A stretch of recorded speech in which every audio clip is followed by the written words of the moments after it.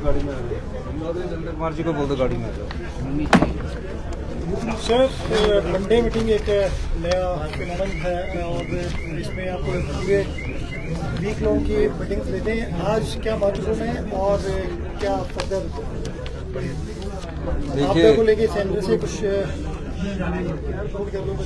देखिए, सोमवार को सभी सेक्रेटरीज के साथ बैठक होती है, डिपार्टमेंट का रिव्यू होता है और डिपार्टमेंट के रिव्यू के बाद ये फैसला किया जाता है कि कौन से डिपार्टमेंट में किस चीज़ की क्या जरूरत है। जहाँ तक आपदा की बात है, मैं हिमाचल के लोगों का धन्यवाद करना चाहता हूँ और सबसे ज़्यादा प्यारे बच्चों का भी धन्यवाद करना चाहता हूँ जो अपने जन्मदिन में आकर इस आपदा राहत कोष में पैसे दे रहे हैं। सरकारी कर्मचारी का बहुत बड़ा योगदान हमें आपदा राहत कोष में मिल रहा है और आपदा राहत कोष में जो विपदा आई है उसमें आपदा राहत कोष में लोगों ने बढ़ चढ़कर दान कर रहे हैं। मैं सभी जो प्रभावित परिवार है आपदा से उनको ये आश्वासन देना चाहता हूँ कि हम आने वाले समय में जो भी होगा वो आपदा के प्रभावित परिवारों को सही आकलन करके उनको जो भी उचित समय पर मुआवजा देने की बात होगी उसका भी हम स्टडी करेंगे। सर, प्रियंका गांधी होटल वाले वाली क्या शेड्यूल है? नहीं, मुझे तो आप ही से पता लग रहा है। नहीं, मुझे अभी आप ही ने बताया, मेरे को तो अभी पता नहीं है। आपदा को लेकर केंद्र से कोई अभी तक राहत राशि? देखिए, हमने तो कहा कि इसको नेशनल राष्ट्रीय आपदा घोषित किया जाए। हमने कहा कि राहत राशि जो हमने केंद्र सरकार के नियमों के तहत दी है उस राहत राशि को जल्दी हमें दिया जाए। तो अभी जो दूसरी टीम आई है उसकी रिपोर्ट सबमिट होने की बात कह रही है, लेकिन हमें आपदा में अपने सोर्सेज से, चाहे वो बागवानों का सेब पहुंचाने की बात है, चाहे किसान की फसल को जो फसलें हैं, सब्जियां हैं, उनको मंडियों तक पहुंचाने की बात है। हम उसमें सफल हुए हैं और हमारा प्रयास है कि पहले जो हमारे किसान हैं, बागवान हैं, उनका फल और सब्जी मार्केट में पहुंच जाए और उसके बाद जो राहत राशि है उसके लिए हम केंद्र सरकार से एक बार फिर अनुरोध करेंगे। देश चुनाव को लेकर देश में चर्चा चली है और राहुल जी ने भी कहा कि ये संघीय ढांचे पर हमला है। सर, आप किस तरह से देखते हैं? देखिए, ये तो हमारे हाईकमांड ही तय करता है और जो हाईकमांड तय करता है उसके आधार पर हम आगे बढ़ते हैं। सर, भाजपा आरोप लगा रही है कि जो मंडी यूनिवर्सिटीज का दायरा घटा रही है प्रदेश सरकार, बहुत सारे कॉलेज को बाहर कर दिया है। देखिए,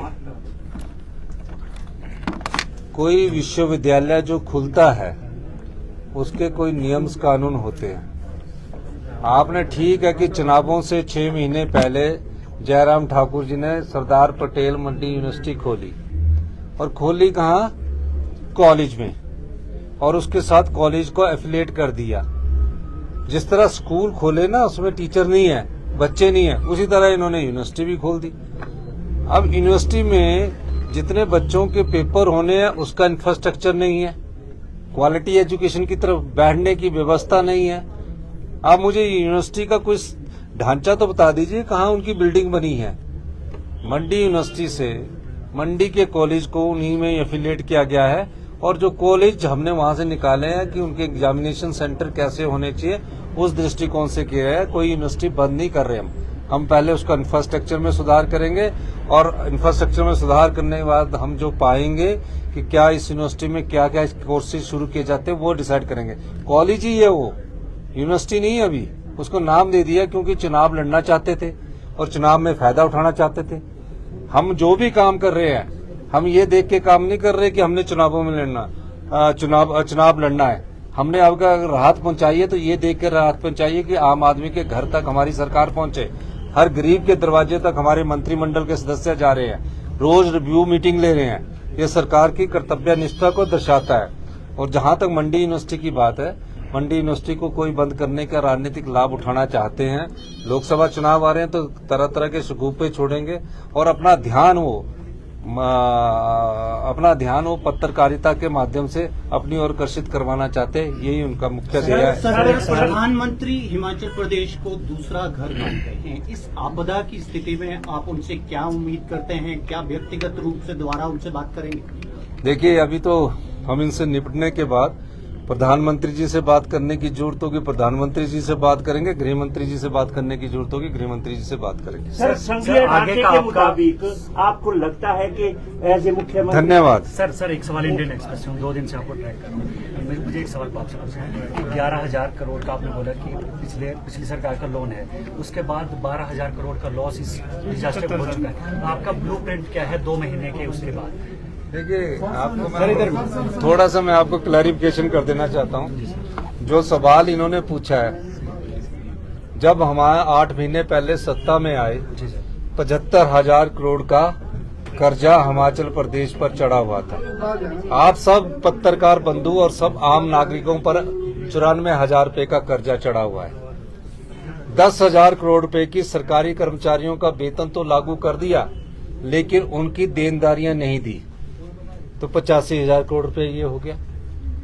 उसके बाद भी हमारी आर्थिक तंगी के बाद हमने सरकारी कर्मचारी, उसके बाद आपदा आई, आपदा में हमें राहत नहीं मिली, लेकिन पूरी सड़कें हमने खोल के रखी, पूरी पानी की योजनाओं को हमने चालू करके रखा, 75,000 टूरिस्टों को यहाँ से निकाला। अब 12,000 करोड़ रुपए का हिमाचल प्रदेश को नुकसान है। मैं सभी से कहना चाहता हूँ, हिमाचल प्रदेश को अपने पैरों पर खड़ा होना पड़ेगा। हिमाचल प्रदेश को 4 साल में आत्मनिर्भर बनाएंगे, 10 साल में हम प्रदेश का सबसे समृद्धशाली और अमीर एक लास्ट सवाल। धन्यवाद। अगर नेशनल डिजास्टर नहीं अनाउंस होता है